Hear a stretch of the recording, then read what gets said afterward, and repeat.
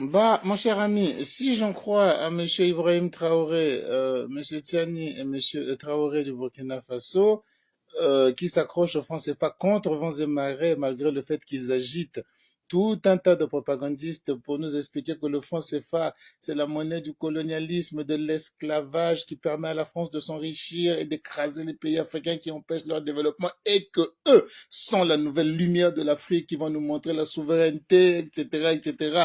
Malgré tout ça, ils restent accrochés au franc CFA. Il faut croire que le franc CFA est une monnaie de la souveraineté, est une monnaie de l'avenir. Alors la petite théorie selon laquelle ils vont bientôt sortir, attendez, ne soyez pas pressés, vous savez, c'est un peu essayer de faire croire aux gens que le Père Noël existe. Leur prédécesseur, je pense à Modibo Keïta, d'heureuse mémoire, n'a eu besoin que de 2 ans, en 1962, 2 ans après l'indépendance, pour quitter le franc CFA.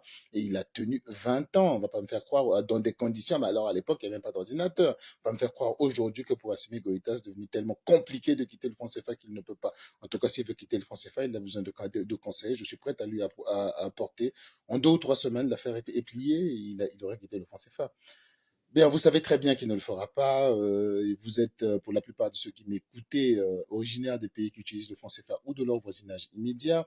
En cela, vous savez bien qu'il n'existe aucun ressortissant de ces pays, je dis bien aucun, pas un seul, qui aurait besoin de temps en temps d'une superbe monnaie d'un de ses voisins pour exécuter quoi que ce soit. C'est-à-dire qu'il n'y a pas de Congolais, de Gabonais, de Maliens, de Sénégalais, d'Ivoiriens qui de temps en temps a besoin de Naira beaucoup plus stable pour pouvoir garder un peu d'argent ou qui a besoin du kwanza angolais qui lui permet de mieux voyager ou qui aurait besoin dans son commerce de recevoir de temps en temps du dollar libérien. Vous savez très bien que c'est exactement l'inverse. Ce sont les ressortissants de ces pays voisins-là qui, eux, courent derrière le franc CFA et cela dure depuis 60 ans.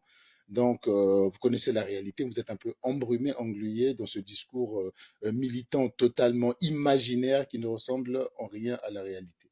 Ce sujet, nous l'abordons assez régulièrement, particulièrement dans nos lives que nous tenons le soir, souvent à partir de 22 h, 23 h heure de Paris. Pas tous les jours, un jour sur deux, un jour sur trois. Nous avons déjà répondu à toutes ces questions. Il y a beaucoup de vidéos que j'ai déjà faites également où vous trouverez quelques réponses.